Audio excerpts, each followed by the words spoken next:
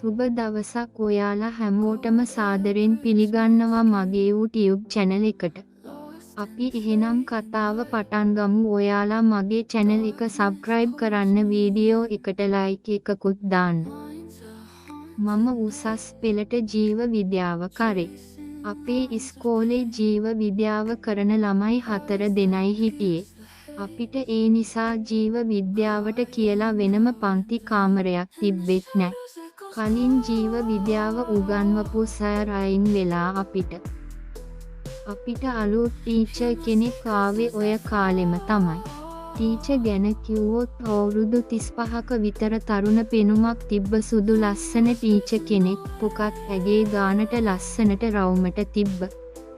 තන් දෙකත් හොඳ සයිස් එකට තිබ්බ. WhatsApp එකෙන් chat කරන්නත් පටන් ගත්ත ඔය කාලෙම. සමහර වෙලාවට මං ඩබල් මීනින් මීම්ස් එහෙම යවනව මිස්ට. මුල් දවස්වල ඒ වගේ ඩබල් මීනින් මෙසේජ් වලට මිස් රිප්ලයි කරේ නැති වුණාට පහුවෙද්දී මිස් ඒවට මොනා හරි කියලා රිප්ලයි එවනවා. සමහර වෙලාවට මිසුත් මට ඒ වගේ දේවල් එවන්න පටන් ගත්තා. මිස් ලස්සන සාරි එකක් ඇදපු දවසට එහෙම මං මිස්ව වර්ණනා කරනවට මිස් ආසයි. කොහොම හරි මේ සිද්ධිය උනේ ඉස්කෝලේ නිවාඩු කාලෙක අපිට ඉස්කෝලේ අමතර පන්ති දාපු දවසක. ඒදා උදේ පාන්දර ඉඳන්ම ලොකු වැස්සක් පටන් ගත්තා. එදා ඉස්කෝලේ ජීව විද්‍යාව අමතර පන්ති දාලා තිබ්බේ මාත් ඉතින් මිස්ව බලන්න ඕන නිසා.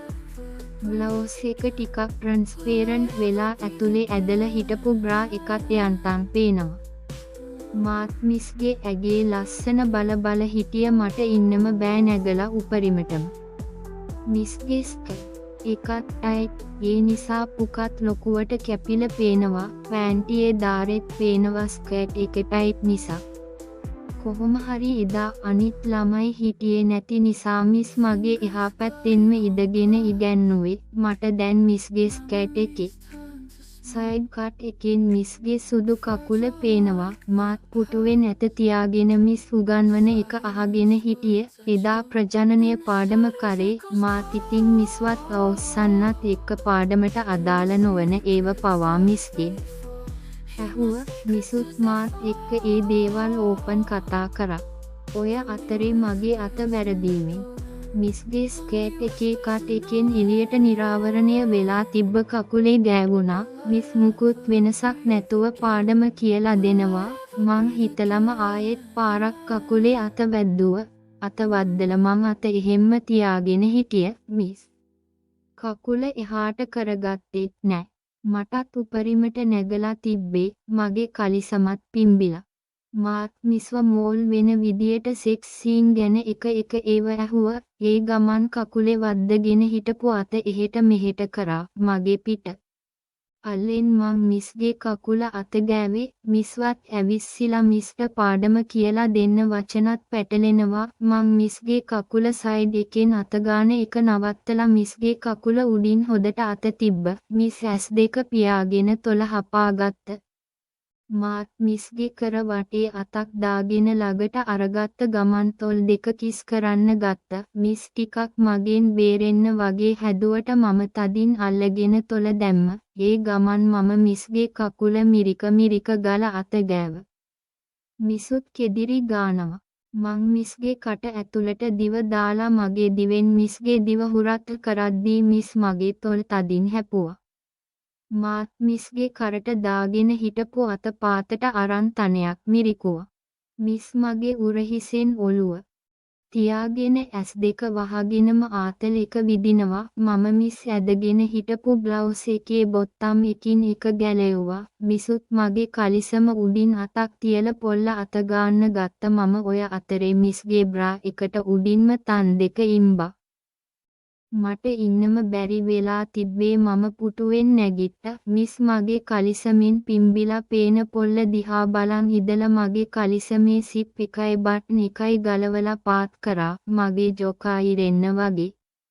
මිස් ජොකා පාත් කරාම පොල්ල පැන්න දුන්න වගේ. මගේ පොල්ල අගල් අටට කිට්ටුවෙන් තිබ්බ කළු දිගට හරියන මහතකුත් තිබ්බ පොල්ලක්. මිස් මගේ පොල්ල දැකලා ඒකනම් මරු සයිස් කියලා හරව හිටිය මට ඉන්නම බෑ. අනේ මිස් කටට ගන්නකෝ කියලා කිව්ව ගමන් මේකි මගේ පොල්ල කටේ දාගෙන උරන්න ගත්ත. අම්මෝ මට පට්ට සැපක් මිස් දෙනවා සුපිරියටම කටට අරන් නම් පුරුදේ වගේ. මාත් මිස්ගේ ඔළුව අල්ලගෙන පොල්ල හොදට ඇතුළට දාන ගමන් අනිත් අතින් මිස්ගේ බ්‍රා එක පන්නල බෝල තන් දෙක මිරිකන්න ගත්ත. මිසා ගගා කෙදිරි ගාන ගමන් දිවෙන් මගේ පොල්ල ලෙවකකා කටට ගත්ත. ටිකක් වෙලා එහෙම කරල මං පොල්ල මිස්ගේ තන් දෙක මැද්දෙන් තියල ගහන්න ගත්ත. මිස් තන් දෙක අත් දෙකෙන් තද කරගෙන මට සපෝට් එක දුන්න. මාත් ටිකක් වෙලා තන් දෙක මැද්දේ තියල ගහන්න ගත්ත. මිස් තන් දෙක අත් දෙකෙන් තද කරගෙන මට සපෝට් එක දුන්න. මාත් ටිකක් වෙලා තන් දෙක මැද්දේ ගහලා පාත් වෙලා මිස්ගේ තනයක් කටේ දාගෙන උරන්න ගත්ත. මං මිස්ගේ නිපල් එක හපා තනේ ඉරුවා. මගේ දත් පාරවල් වලට මිස්ගේ සුදු තනේ රතු වුණා. මිසුත් කෙදිරි ගානවා හොදටම. මං මිස්ව උස්සල මේසේ උඩින් වාඩි කරලා මං මිස්ගේ කකුල් දෙක පහළ ඉදන් කිස් කරන්න ගත්ත. ඒ අතරේ එක අතක් ස්කර්ට් එක ඇතුළට දාගෙන ගල අත ගෑවා. මං මිස්ගේ කකුල උඩට කිස් කරගෙන එද්දි මිස් කකුල් දෙක පළල් කරල මගේ උරහිස දෙපැත්තෙන් දාගත්ත.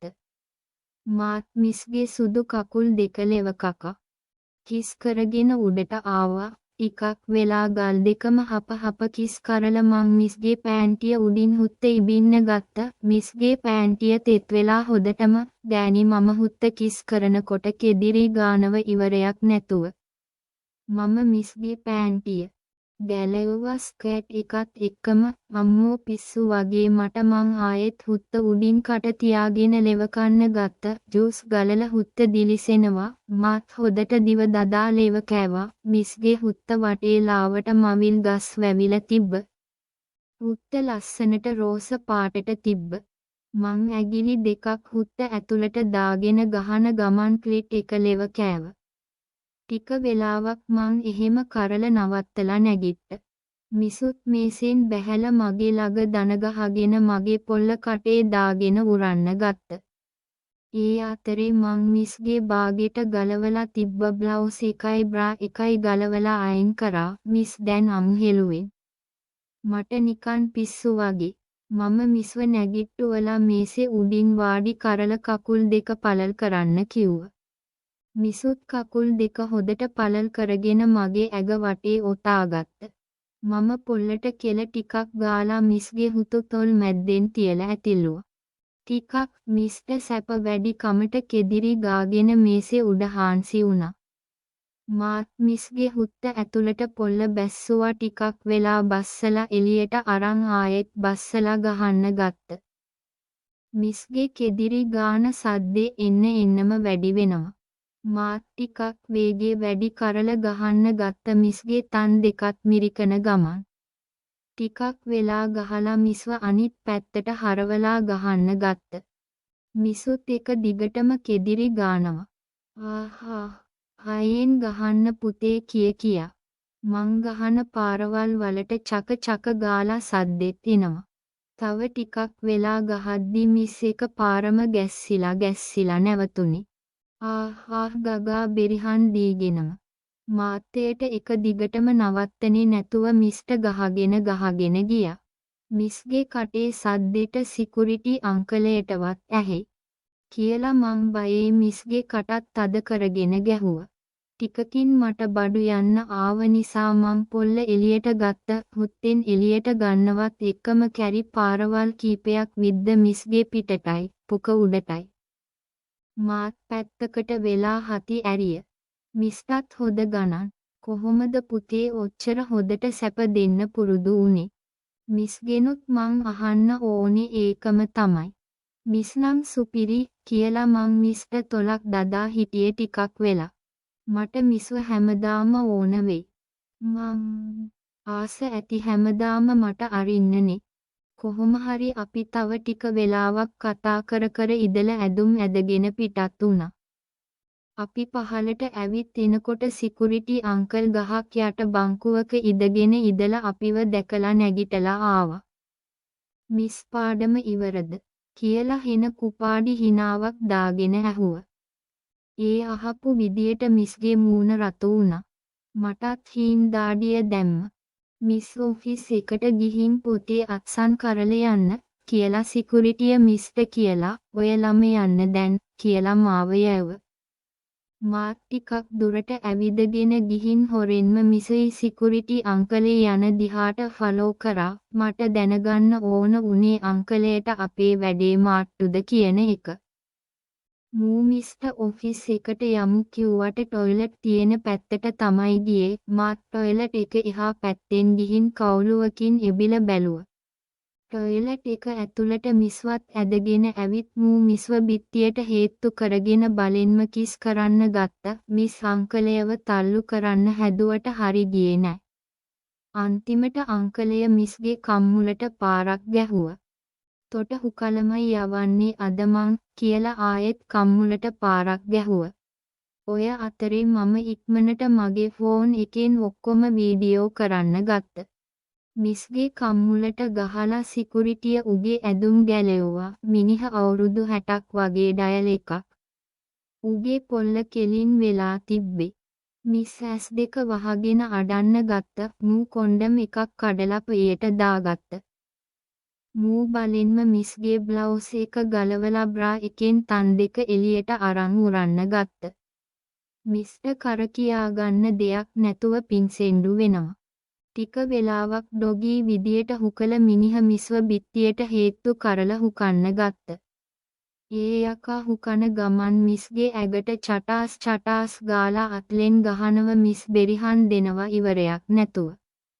මූ මිස්ගේ අත් දෙක ගැට ගැහුව උගේ ෂර්ට් එකෙන්. මිස්ගේ කටට උගේ ජොකාව ඔබල මිස්ගේ කකුල් දෙකත් කලිසමෙන් ගැට ගැහුවා. දැන් මිස්ට පොඩ්ඩක්වත් දගලන්න විදියක් නෑ. මූ අයෙත් හුකන්න ගත්ත හයෙන්. වැඩි වෙලා ගියේ නෑ මුට බඩු ගියා. මූ මිස්ගේ අත් දෙකයි කකුල් දෙකයි ලිහල කලිසමයි ෂර්ට් එකයි දාගෙන එළියට ගියා. මිසුත් අඩා ඇදුම් ටික දාගෙන පාරට ආවා. ඒ වෙද්දී මාත් පාරට ඇවිත් හිටියේ.